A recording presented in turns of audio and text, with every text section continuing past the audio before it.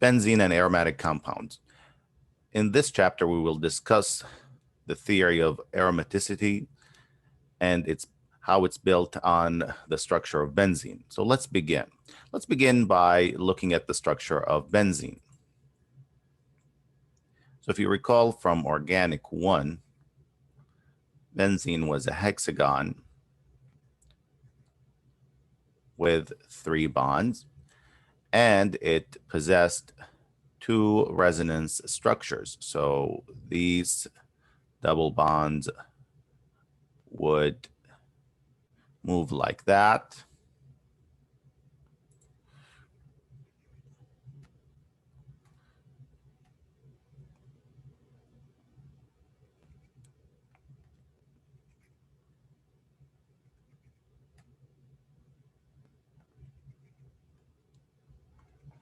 So these are 2 equivalent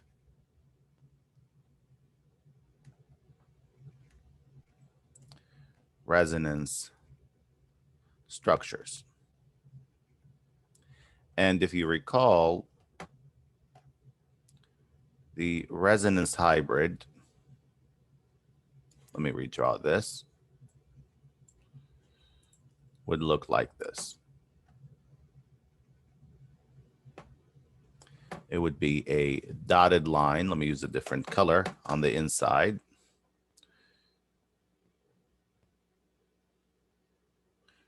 Meaning that in this resonance hybrid, the 6 electrons from the 3 pi bonds, all of these are pi bonds, are delocalized over the entire ring. In fact, you may see the structure of benzene drawn like this with a circle on the inside. Again, that refers to this hybrid structure. So it says here the dashed line inside the hexagon and the resonance hybrid of benzene indicate that the pi electrons are delocalized and shared equally by all 6 carbons. And the dashed lines also indicate that all CC bonds have the same length. So this is important. If we were to look at the standard length of a single bond, it would be 1.53 angstrom. That's 10 to the negative 10. It's incredibly small. And the double bond would be 1.34 angstrom. For benzene, all bonds in benzene have an equal length of 1.39 angstrom. So it is somewhere in between. So it's between a single and a double bond.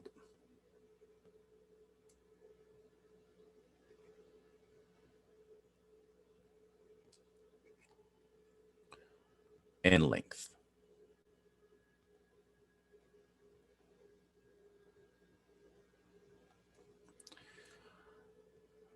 So again, you can't just say that this right here is a single bond, that's a double bond. Like I said, it's the best structure would be the hybrid structure. All of these bonds are equal in length, and that's why we have 2 resonance structures. So again, think of the hybrid when you think of benzene, but of course we will use these structures and specifically the resonance structures when we talk about reactions later in the chapter or in the next chapter. So let's look at the hybridization of benzene here. If you notice, this is a ball and stick structure. If you notice that, yes, it has the double bonds there, but let's talk about the hybridization and, of course, the geometry. The geometry of these structures of the carbon atoms is 120. So it has a trigonal planar which is 120-degree angle. And of course, the hybridization is sp2. So you have sp2 hybridized carbons.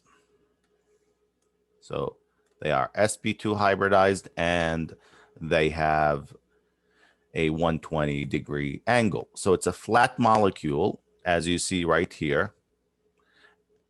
And here's the interaction between them.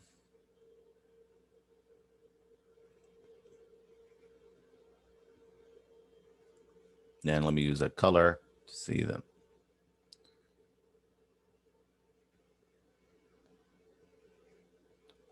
Could be a little bit confusing to see, but you can think of sort of like a plate on top and a plate on the bottom. Really, the same plate on the top and a plate on the bottom. So that's the structure of benzene. Wonderful. So let's talk about why are they a special type.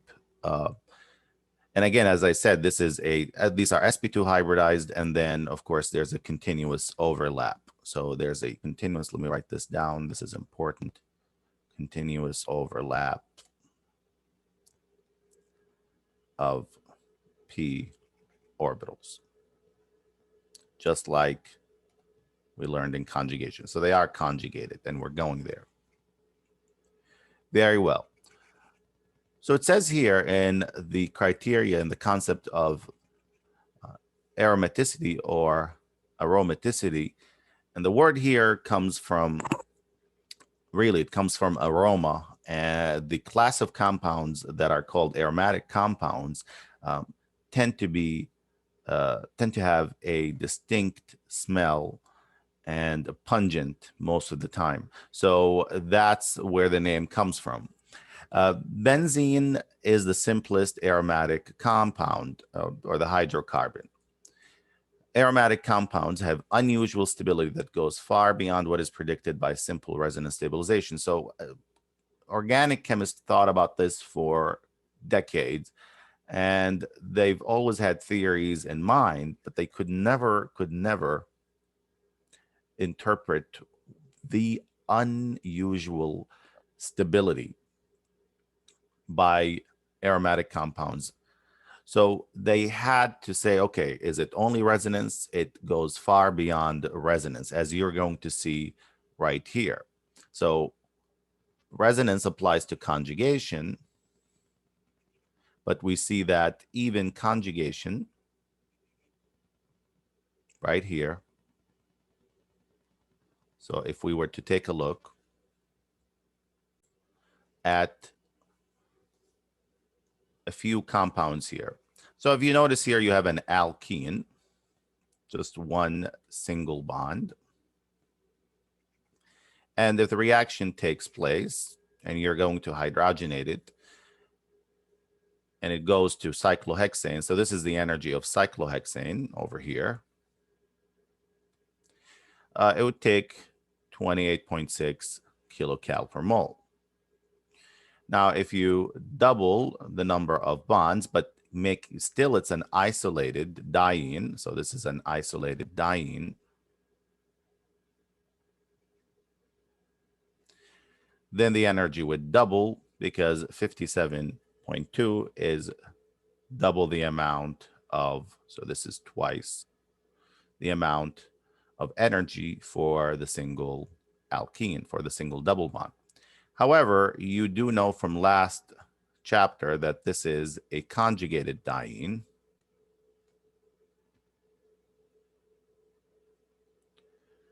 And you notice that it's actually less energetic, so it's more stable than the isolated diene. And that what accounts for that stability is something called resonance energy. We learned this again in the last chapter, how conjugated dienes are resonance stabilized.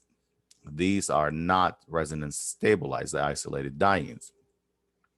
And if you go on and say, okay, now I have 3 double bonds, then I would expect them to be 3 times the amount of energy than the single double bond or the alkene. But we find out that it's even less, than the conjugated diene with the two double bonds. It actually comes out to be negative 49.8. And this is even less, okay, than the conjugated diene. And look at the difference. It's supposed to be this high right here. But we see that there's a 36 kcal resonance energy. So once again, if you kept just simply, if this goes in a linear relationship, you will see that, or it's doubling, you will see that 3 bonds would be right here. So we say about this difference right here is the difference between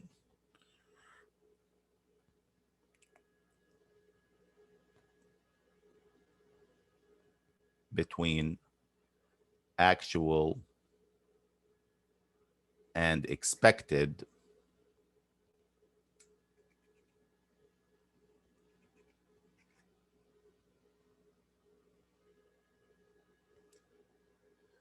energy difference. So it's unusually stable benzene, and of course that goes to aromatic compounds. So even if you were to compare, so here is a conjugated diene, this is a conjugated diene with 3 double bonds. The resonance energy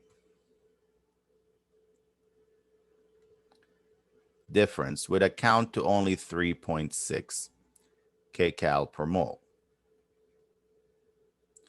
But for benzene, it's 36 kcal per mole. So look at the energy difference, meaning, to put it in very, very simple terms, if you have conjugated dienes, the resonance energy would be 33.6, so almost 4 kcal per mole. If you had benzene, an aromatic compound, it will stabilize it by 36, which is 10 times the amount of energy. So there's also something other than resonance energy going on here, because they both have 3 double bonds. They're both conjugated, but there must be something else going on. And in the next video, we'll start talking about this, but we won't go too deep into that idea.